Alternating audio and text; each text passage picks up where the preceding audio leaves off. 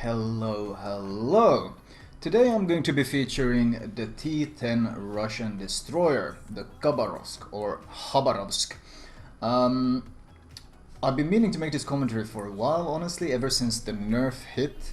I made some clips of the Khabarovsk stating that I didn't feel the nerf was really that big of a deal. I mean, it affected the ship, but also it was pretty much needed. In a way, it's good that I may maybe make this commentary a bit later, since the worst of the uproar has died down regarding the nerf.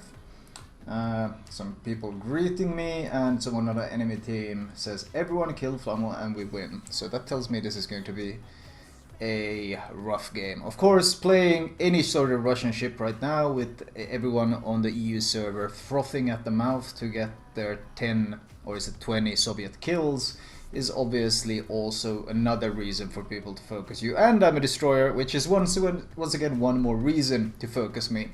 So we're obviously making this a bit unnecessarily difficult, but whatever.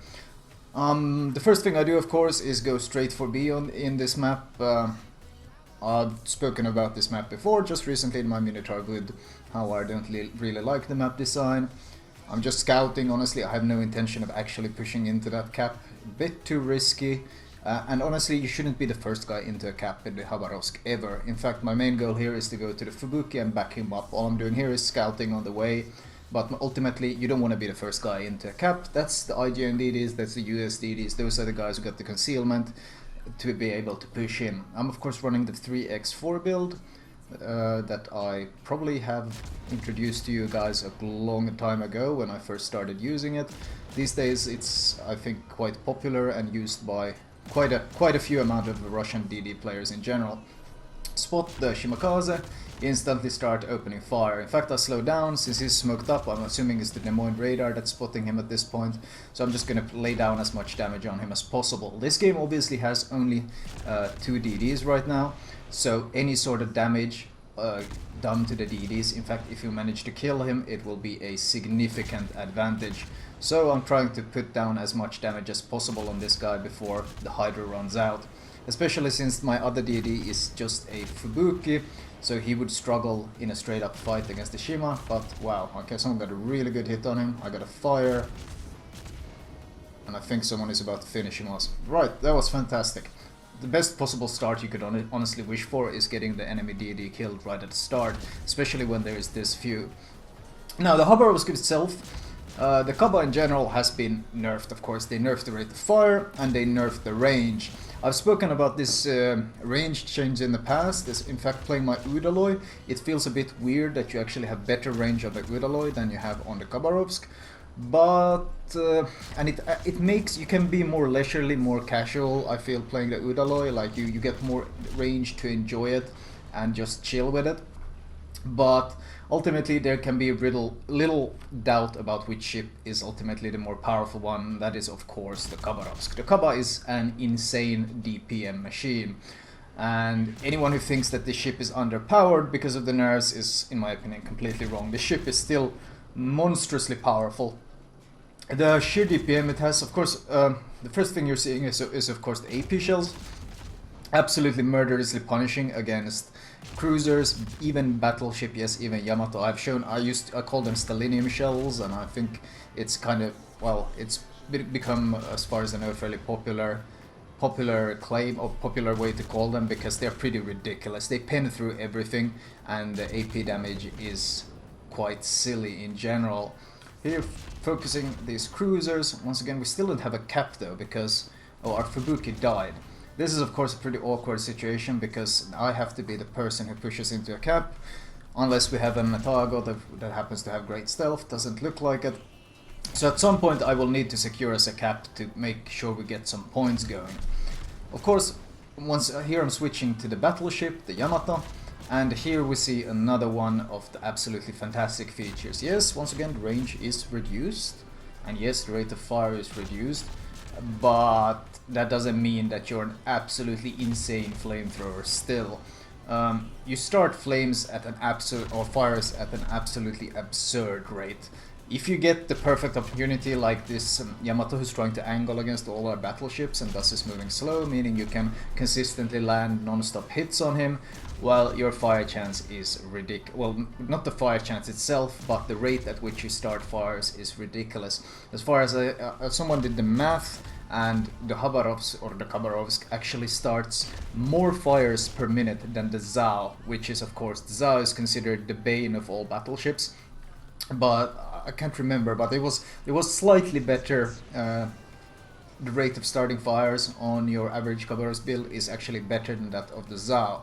So that is, of course, very nasty. Now that was that a Neptune that smoked up? I think it was a Neptune that smoked up. So I'm a bit careful about being spotted here now because I don't want the Neptune to wreck me. And here is, of course, another thing worth mentioning. I use the 10 km torps, and I used them in the past, most especially back when I haven't played this ship in a while. I used to play it a lot back when Kutuzovs and such were popular. That's why I really enjoyed running the 10 km torps. But these days, with the Royal Navy being added, I especially like having these 10 km torps exactly for situations like that. You have Minotaurs, you have Neptunes, you have such, or DDs in general smoking up at long range, and being able to torp them from 10 km is a significant tool. It's another tool in your, basically in your pocket, in your very sizable pocket of different tools you can use. You have your speed, you have your semi-decent concealment. As I say, semi-decent, something spotted me. Oh, Atago.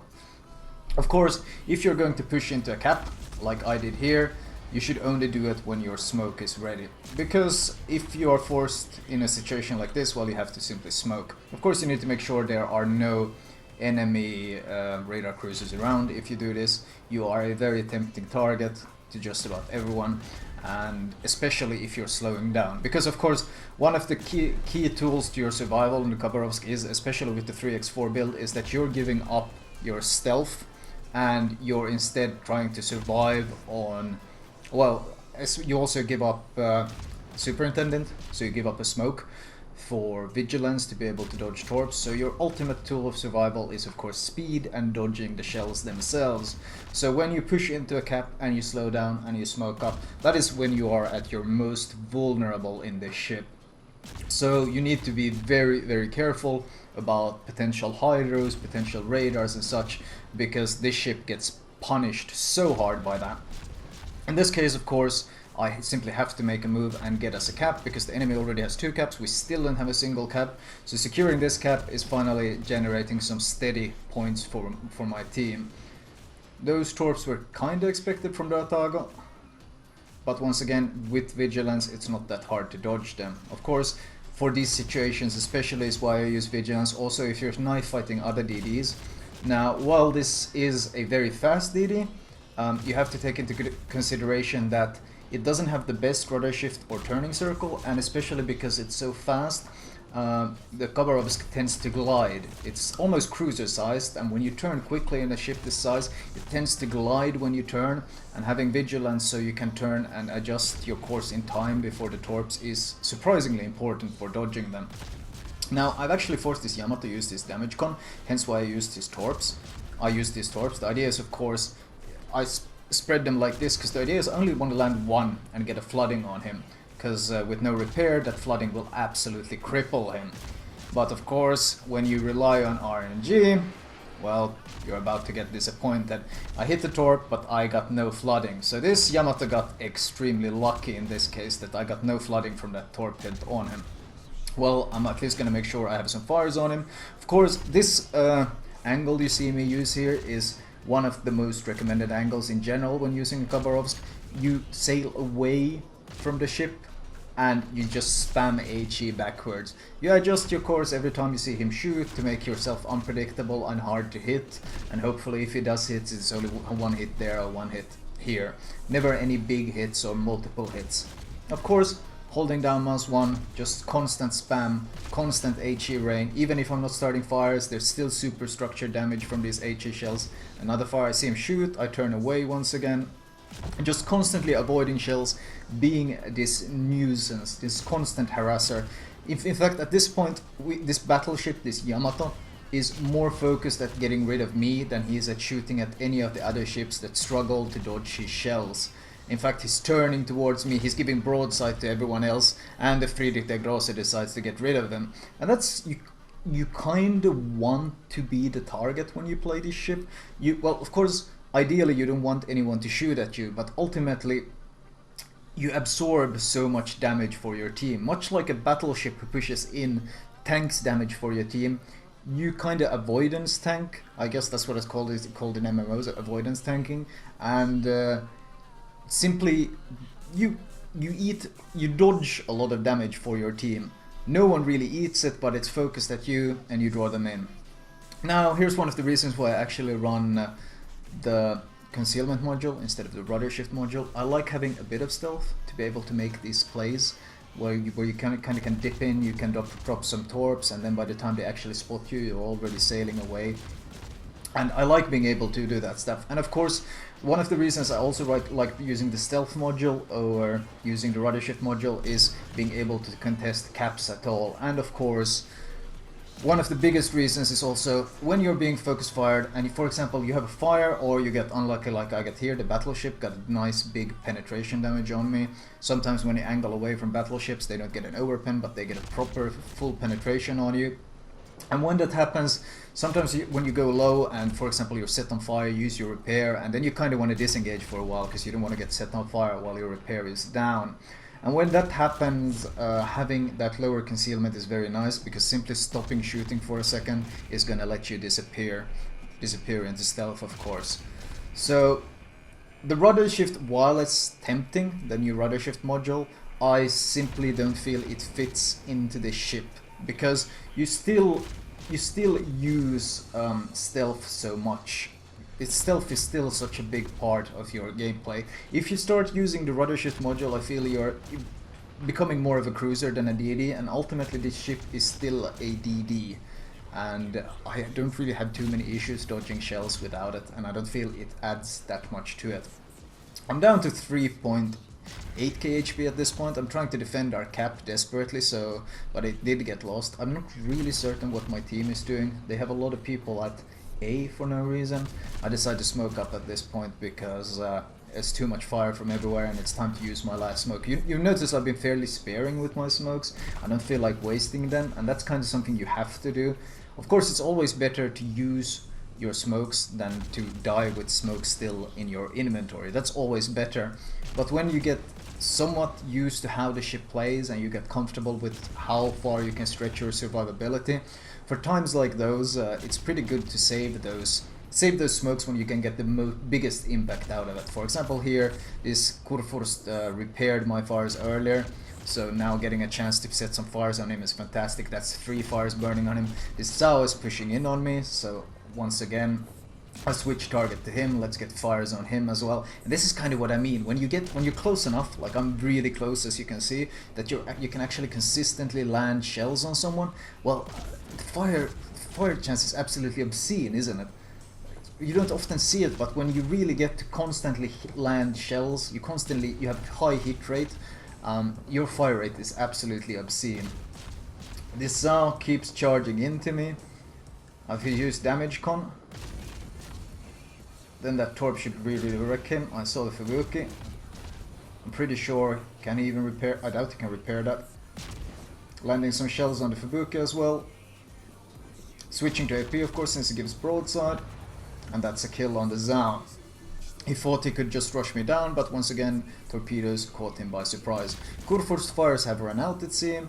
So once again, I know the timers of my smoke. I know my smoke is about to fade, so I pop my speed boost and I start sailing away. You see the smoke is about to fade right behind me as I disappear here, and that's kind of the timing you want to have. A good idea is to time how long your smokes last, and then have the timer in the top right, keep an eye on it, so you kind of know when your smoke is about to fade and how long it's going to last.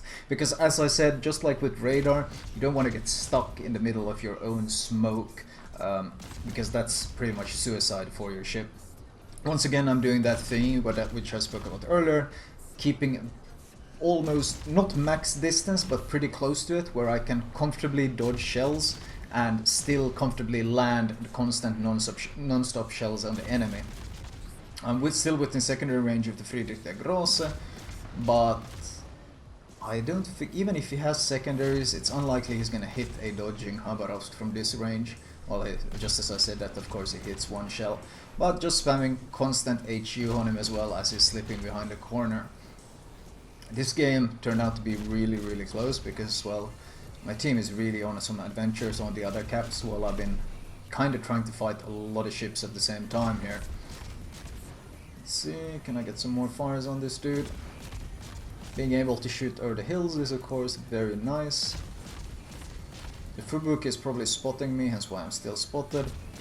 Surprisingly, I only got Confederate now, considering I've done like 230k damage. That was a fairly late Confederate.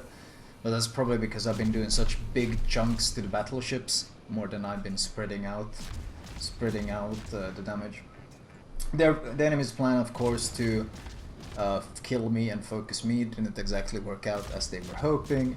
And someone says, there you go, nice vid for Flamu.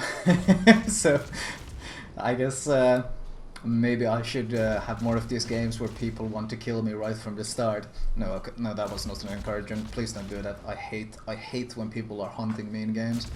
It makes life quite difficult, especially when I'm trying to make commentaries. Got some fires he can't repair, so I'm hoping to go for a double strike here. I'm a bit greedy. Fubuki popped up in front of me, so I'm hoping to get the double strike. He burns down and I shoot this guy down. But sadly someone else killed him off. Can't have it all. At least I am going to secure the kill on the Fubuki. And the game ends. That ultimate final damage wise, 246,000 damage, which is of course always fantastic. I got Confederate with their high caliber, fairly normal rewards honestly when you play this ship. Much like with the Zao, you tend to get those free rewards quite often. 2 torpedoes, you shouldn't expect many torpedoes. This is ultimately a gunboat, not really a torp boat. Base XP 2.8k, not surprisingly not that much more considering I wasn't really capping, because once again capping isn't really your role as a Russian DD. In fact, you only saw me cap once, and that was pretty much because my team needed 1 cap to keep them in the game, so they had some sort of point income. So in general, this isn't like a capture contest ship, for example, like Japanese or US DDs where you play more around the caps themselves. On the Khabarovsk, you kind of move around the battle on the outer edges. The idea is, of course, to always keep your guns firing. And finally, detailed report. We can look at the damage-wise, 657 hits. And you can see the HE damage isn't that impressive, but then we look at the fires and we see we almost have 2 Witherers gathered up. A 16-minute game, but ultimately I felt like this game was a pretty good showcase of just how powerful this ship still is. Anyway, let's move. I'll do a quick overview of my recommended build, since there's probably some people who still don't know about the 3x4 build. Right, as usual, I'll start with modules. Well, not really much to talk about. I run, of course, the 10km torps because I find the 6km torps too situational. Yes, the 6km torps are better at close range, but they're still so slow that they're not really reliable in hitting DDs, so I prefer the 10km ones. Premium repair, premium smoke, something I highly recommend if you can afford it. Premium speed boost. Upgrade wise, main armaments mod 1, aiming systems mod 1, and main battery mod 3. Now there's some argument that you could run AA guns mod, but you already have a lot of AA range, and really since you can't run defensive AA or anything of the sort, it's kind of pointless to waste that slot on increasing the range of your AA, since your best AA range is already your long range one, and you don't really want to increase it any more than that because you'll just have to turn it off for detectability. Anyway, main battery mod 3, as I said.